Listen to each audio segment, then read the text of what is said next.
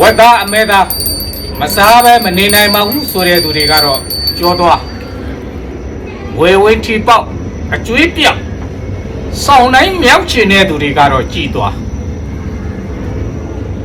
ဒီနေ့3112ခုနှစ်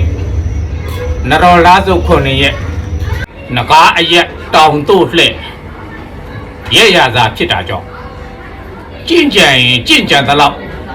အစွမ်းထွက်အောင်မြင်တဲ့အရာဖြစ်တာကြောင့်ဒီနေ့လားပြောရခြင်းဖြစ်တယ်ဝက်သားအမဲသားမစားပဲနေနိုင်တဲ့သူတွေစုံနေလောက်ပြီလို့ထင်တယ်တချို့ဆိုရင်ဝက်သားအမဲသားမစားပဲနဲ့ကျဲဦးတစ်ချမ်းကိုလင်မယား2ယောက်စားကြိုးစားလာခဲ့တာအခုဆိုရင်10သက်စားမကုန်နဲ့အဖေးတွေဖြစ်ကုန်ကြပြီ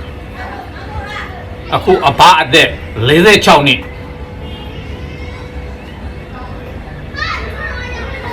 အခုမှတချမ်းစဆိုင်မှီသေးလားယင်